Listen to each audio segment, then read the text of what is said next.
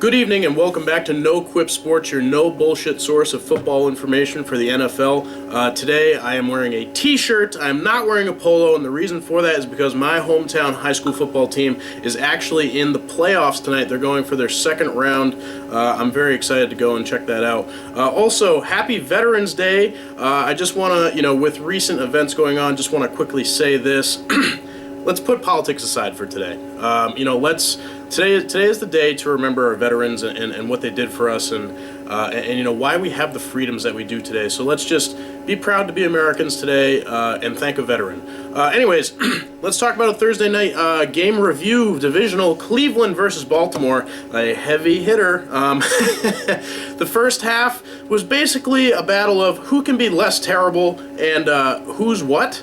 Like who did that? So anyways, Baltimore, they got their two field goals, but also Seth DeValve, third string tight end from Cleveland, caught a touchdown, which was odd. Anyways, they went into half at 7-6, and I was like, you know what, Cleveland might be able to do a thing, but remember in week 2 against Baltimore, they actually didn't do very well. They ended up crashing the second half, and lo and behold, that happened again. The Browns just forgot how to score, forgot how to play football, forgot everything. But also at the same time, it was a little bit of a who's who once again. Darren Waller caught a touchdown for Baltimore. He's also their third string tight end. Steve Smith Sr. did catch a touchdown, which made sense. But Steve Smith and Mike Wallace actually played supporting roles this time around, didn't really put in the points when the time came to write. Also, Kyle, I'm not even going to try and pronounce his last name, something with a J. He caught a 2-point conversion, which was cool. And then Brashad Perriman finally caught a touchdown. Once again, kind of a who's who game. The quarterbacks, Joe Flacco threw 2 interceptions. Personally, I don't think he's all that good. He is pretty great at the deep ball, but that's about the extent of Joe Flacco, in my opinion. And then Cody Kessler, he threw 2 interceptions. He had 2 strip sacks against him. One of them he recovered. The other one he did not. And then also, additionally, he had 2 balls that were batted at the end of the game.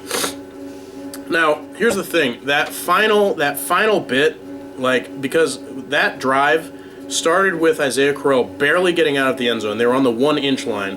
And then they got the 2 balls batted in a row at the defensive line by Baltimore. One of them was almost intercepted for a touchdown as well. And, that just, completely, defined the season of Cleveland Browns and just everything that's been going on. They've just been getting dumped on after dumped on after dumped on between injuries and just being outplayed, outclassed, out everything. With the exception of a few shining stars like Terrelle Pryor. So, after that drive, Baltimore was able to take their knees and call it a day.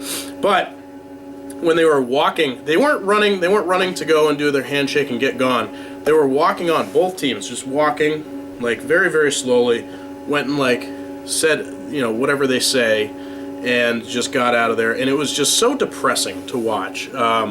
That game, and as they were walking on, all the commentators were like, this was garbage. This is just so depressing. Even they were saying, this is so depressing for the team just to watch. There's no energy in anything they do. There's no energy in even the pleasantries of the game. It's just they've lost it. They're out. They're down and out. They don't feel good about it. Now, having said that, I'm going to take a moment to fanboy a little bit here. I love Terrelle Pryor. I'm going to attach to this video two links to other videos about the history of Terrelle Pryor's career. It's actually very interesting.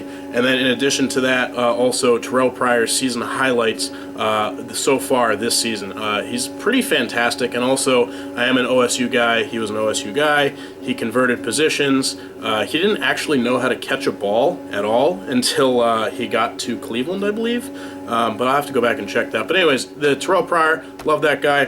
Go OSU. In addition, today we're going to be talking about the divisional matchups. Divisional Houston coming off the bye versus Jacksonville. I already spoke about this a little earlier in the week. I'm not changing my pick here. I'm still going with Houston. But having said that, though, their offense has been flat and their defense has lost key pieces that make a big part of their team, such as the obvious J.J. Watt. And also, they just haven't really had a defense that's really noteworthy this year, which is pretty frightening considering how much investment they've put into it. So I think Houston will win, but Jacksonville obviously has some key offensive injuries that might affect the outcome of the game as well. So we'll see what happens there. In addition, we have the divisional game San Francisco versus Arizona Sunday at 4 p.m. I am not changing anything here at all. Vegas tells you everything you need to know. They're predicting that they'll win by at least 2 touchdowns. They're also saying that David Johnson will have at least 25 fantasy points. They're going to completely roll over San Francisco, and San Francisco is another one of those teams where it's just there's so many distractions going on, and including all the depressing, just they keep losing, they can't get anything together and stuff like that. So anyways, that's all for today. Thanks for coming in. Make sure to like, comment, subscribe, and share this video with your friends. Tell them about what we do here. So anyways, once again, happy Veterans Day. Hopefully you get a chance to thank somebody who helped serve our country, and I will talk to you guys again tomorrow.